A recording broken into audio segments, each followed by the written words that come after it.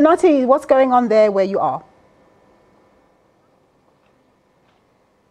Indeed, I am, Nompu, and I can tell you that the conference is well underway. It was opened not so long ago by the Minister of Public Works, Mr. Thulas Nxesi, who has spent some time to come and speak to us about their involvement in this magnificent project that they are running here in the Eastern Cape. You remember that South Africa has got a coastline of no less than 2,700 kilometers, and 800 of those kilometers are right here in the Eastern Cape. The biggest share by far of all the coastal provinces in the country. So they have a responsibility to ensure that they tap into that to boost their economy and ensure that they boost job creation within the province. And it couldn't have come at a better time. I mean, the Eastern Cape and East London in particular has been in the news for all the good reasons. This month, rather, you remember that earlier this month we had an investment by Yekani, and only yesterday a whooping 10 billion rands investment by Mercedes-Benz South Africa, and now we have this conference. Minister, a 2-day conference. This is day one. Is this another talk shop? Rather, skeptics will say. It can be. It can't be another talk shop. You would remember that this was launched during the time of President Zuma, and President Cyril Ramaphosa is taking this forward now. And we are talking about the implementation stages. All along, we've been talking about conceptualization. We now, as Public Works, who are in control of the small harbours, the harbours which were not or underutilized or were not utilized at all, and the whole coast which had not been exploited. Remember, when people think about fishing and whatever, they only think about Western Cape. We said now in the other 3 provinces, which is Northern Cape, KwaZulu-Natal and the Eastern Cape, let's start some activity there. And it's not a talk shop in the sense that here you have mayors from selected municipalities who are also going to be bringing the project proposals, and those have been worked together with the province in terms of their viabilities and so on. So the actual implementation now is starting. All right, and where do you want to go? Where do you want to go with this project?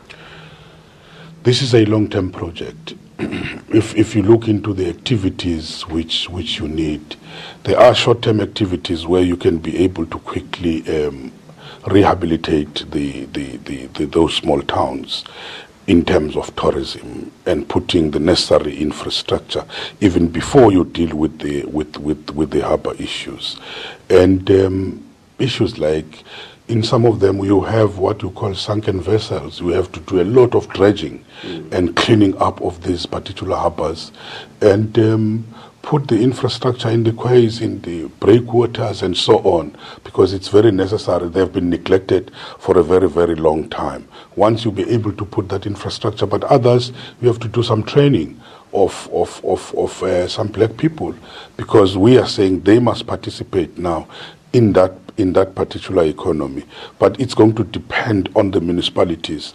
Part of the conference is also to attract the private sector, those who want to invest, but we must have a common strategy on how to deal with this. We're appealing to the investors locally and even internationally who have proposals. They must make proposals to us. We sit as the national, as the provincial, together with the municipalities, and we assess those particular proposals.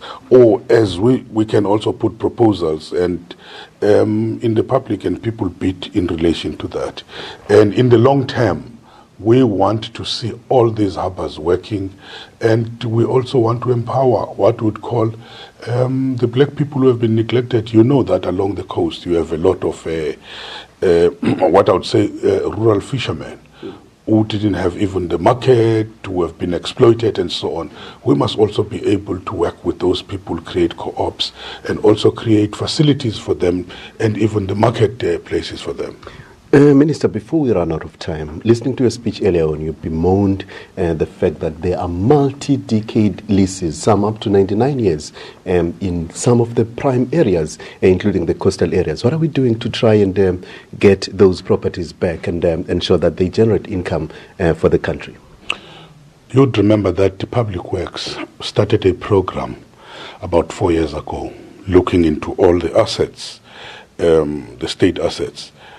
under the custodianship of Public Works. And we've been able to say we seated with 92,000 what you call structures, buildings, and we're talking about 35,000 land parcels. That's a huge property portfolio.